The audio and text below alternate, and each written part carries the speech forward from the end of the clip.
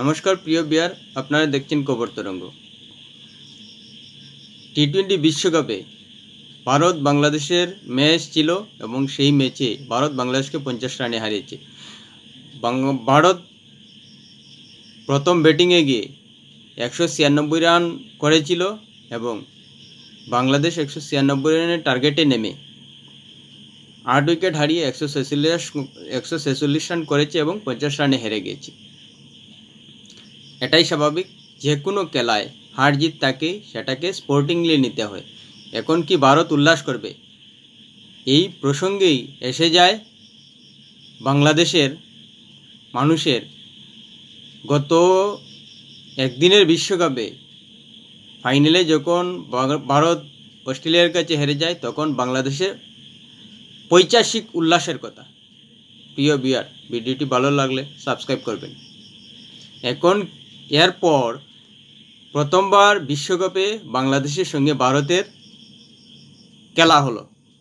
এখন সেই বিশ্বকাপের ম্যাচ নিয়েই যেভাবে বাংলাদেশের কিছু মানুষ পৈশাচিক উল্লাস করেছিল সেটা খবরের শিরোনাম হয়ে গেছে এবং সেটা যে কটকা লেগেছে এবং সেটা যে একটা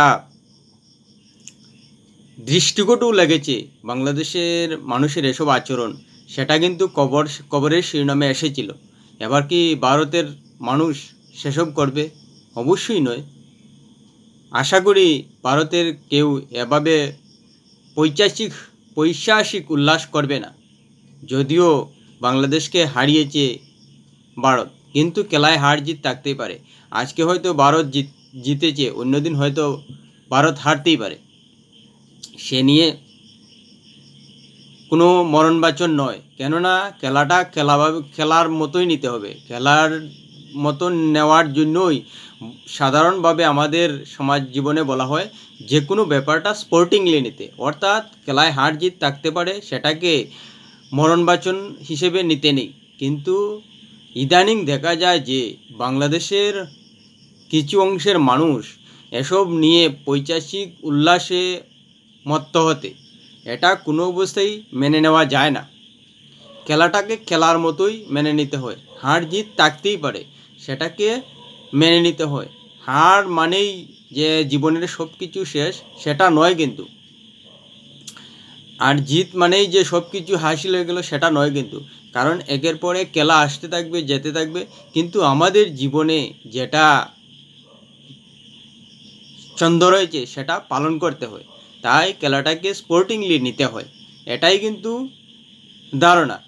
যদিও পাকিস্তানের সঙ্গে ভারতের ম্যাচের ক্ষেত্রে ব্যাপারটা আলাদা, যেহেতু পাকিস্তান চিরশত্রু এবং বারবার ভারতের অভ্যন্তরে সন্ত্রাসী কার্যকলাপের দ্বারা ভারতকে তিতিবিরক্ত করে এবং বিভিন্ন সময় ভারতের সঙ্গে সরাসরি সংঘাতে লিপ্ত হয়েছে, যার কারণে ভারত এবং পাকিস্তানের মানুষের মধ্যে একটা দ্বন্দ্ব রয়েছে, মানসিক দ্বন্দ্ব রয়েছে, সামাজিক দ্বন্দ্ব রয়েছে এবং আন্তর্জাতিক স্তরে একটা দ্বন্দ্ব রয়েছে, যার কারণে এক দেশ অন্য দেশকে হারাতে পারলে খুব খুশি হয়, যেটা রীতিমতো ভাষায় প্রকাশ করা সম্ভব নয়। যার কারণেই ক্রিকেটে ভারত পাকিস্তানের ম্যাচের উন্মাদনা একেবারে তুঙ্গে থাকে। কিন্তু বাংলাদেশের মানুষরা ভারতের সঙ্গে এভাবে কেন আচরণ করে?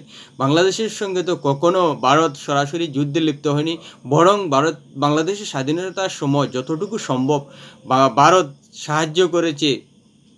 আন্তর্জাতিক স্তরে বিভিন্ন চাপ থাকা সত্ত্বেও তবুও বাংলাদেশের কিছু অংশের মানুষের এভাবে ভারত বিদ্বেষী হওয়ার মূল কারণটা খুঁজে পাওয়া যায় না। খেলা এক ক্রিকেট আর ক্রিকেট, হয়তো বাংলাদেশ এক ক্রিকেটেই এখন উঠে আসছে, কিন্তু তা নিয়ে ভারতের সঙ্গে যেমন পাকিস্তানের জায়গাটা নেওয়ার জন্য বাংলাদেশের সমর্থকরা উঠে পেরে লেগেছে। কিন্তু এটা তো হওয়ার কথা নয়, কারণ ভারতের সঙ্গে পাকিস্তানের ক্রিকেট খেলার সম্পর্ক ছাড়া আর যতটি দেশ ক্রিকেট খেলায় রয়েছে এবং তাদের সঙ্গে ভারতের যখন খেলা হয় তখন সে ধরনের কোনো বিদ্বেষ হয় না, বরং ব্যাপারটা স্পোর্টিংলি হয় এবং ভুল থাকলে সেটাকে খেলার অঙ্গ হিসেবেই ধরে নেওয়া হয়। কিন্তু বাংলাদেশ লাগাতার একের পর এক খুদ বের করে, শুধু ভারতের বিরুদ্ধে নেই, বিভিন্ন দেশের বিরুদ্ধে। এটাই বাংলাদেশের একটা সমস্যা হয়ে দাঁড়াচ্ছে যে তারা খেলাটাকে মরণবাচনের পর্যায়ে নিয়ে যায়। হয়তো ক্রিকেটে উন্নতি করেছে আর অন্যান্য খেলায় যেহেতু বাংলাদেশের তেমন অবদান নেই, হয়তো সে কারণেই তারা আগ্রাসী হয়ে যাচ্ছে। কিন্তু এটা খেলার ক্ষেত্রে কোনো অবস্থায় ঠিক নয়, বরং বাংলাদেশের মানুষের বা বাংলাদেশের ক্রিকেট বোর্ডের এবং সরকারের উচিত বা সরকারের ক্রীড়া মন্ত্রকের উচিত বিজ্ঞাপনের মাধ্যমে মানুষের মধ্যে সজাগতা সৃষ্টি করা যে ক্রিকেট খেলায় হার জিত থাকতে পারে বা যে কোনো খেলায় হার জিত থাকতে পারে, সেটাকে খেলার পর্যায়ে নেওয়া এবং হালকাভাবে নেওয়া, যাতে হার হলেও পৈশাচিক উল্লাস না করে সেটা খেলার ক্ষেত্রে একটা অপমানজনক ব্যবহার হয়ে যায়, সেটাকে একটা দেশের ব্যবহারকে নিম্নস্তরে নামিয়ে দেয়। সে নিয়ে বিজ্ঞাপনের মাধ্যমে বাংলাদেশের ক্রিকেট বোর্ড এবং ক্রীড়া মন্ত্রককে সেই সব তথাকথিত সমর্থকদের বোঝানো উচিত প্রচারের মাধ্যমে। না হলে এভাবে বারবার কিন্তু খবরের শিরোনাম হবে বাংলাদেশের এসব সমর্থকদের পৈশাচিক উল্লাস। আশা করা যায় যে বাংলাদেশের ক্রিকেট বোর্ড এবং ক্রীড়া মন্ত্রক এ নিয়ে তাদের সমর্থকদের যে পৈশাচিক উল্লাস সেটা শুধরানোর চেষ্টা করবেন। দেখুন, খেলায় যে কিছু অসম্মানজনক আচরণ নিয়ে সে ক্রিকেট বোর্ড হোক বা ফিফা বা আইসিসি করার পদক্ষেপ নেয়, কিন্তু একটা উদাহরণ দিলে আপনারা বুঝতে পারবেন। যেমন বর্ণবিদ্বেষী মন্তব্য বা বর্ণবিদ্বেষী আচরণের ক্ষেত্রে কিন্তু ফিফা এবং আইসিসি করা পদক্ষেপের নিতে বাধ্য হয়। তাই অসম্মানসূচক যেসব ব্যবহার বাংলাদেশের সমর্থকরা করেন সেটার ক্ষেত্রে বাংলাদেশের ক্রিকেট বোর্ড এবং ক্রীড়া মন্ত্রককে অবশ্যই সতর্ক থাকা উচিত এবং সচেতন থাকা উচিত এবং সেইভাবে বিশেষজ্ঞদের দ্বারা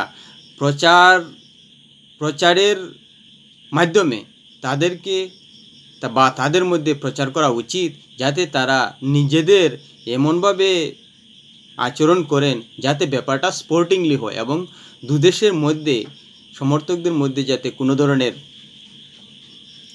অসম্মানজনক আচরণ প্রকাশ না পায়। এটাই আশা করব বাংলাদেশের সমর্থকদের কাছে। আর আশা করব যে টি-20 বিশ্বকাপে বাংলাদেশকে হারানোর পর বাংলাদেশের কোনো সমর্থক এভাবে পৈশাচিক উল্লাস করবেন না এবং বাংলাদেশের সমর্থকরা আগামীতে হয়তো ভারত সেমিফাইনালে হেরে গেল বা ফাইনালে উঠলে ফাইনালে হেরে যেতেই পারে, সেটা খেলা, সেটা যে কোনো স্তরে বা যে কোনো ম্যাচে গিয়ে হারতেই পারে। সে অস্ট্রেলিয়াই হোক, ভারতই হোক, পাকিস্তানই হোক আর ইংল্যান্ডই হোক, যে কোনো বড় দলই হোক না কেন, তার একদিন না একদিন খারাপ খেলা আসবেই, তখন হারতে হতেই পারে। তাই সে নিয়ে একটা দেশের বিরুদ্ধে বিদ্বেষী মনোভাব নিয়ে পৈশাচিক উল্লাস করা কোনো অবস্থায় সম্মানজনক আচরণ হতে পারে না, সেটা কিন্তু তাদের মনে রাখা উচিত। সেই সব সমর্থকদের বলছি যারা পৈশাচিক উল্লাস করে যে কোনো দেশের হারের ক্ষেত্রে বিদ্বেষ মনোভাব নিয়ে, তাদের শুধরানো উচিত এবং ব্যাপারটা স্পোর্টিংলি নেওয়া উচিত। ভিডিওটি ভালো লাগলে লাইক, শেয়ার, কমেন্ট করবেন।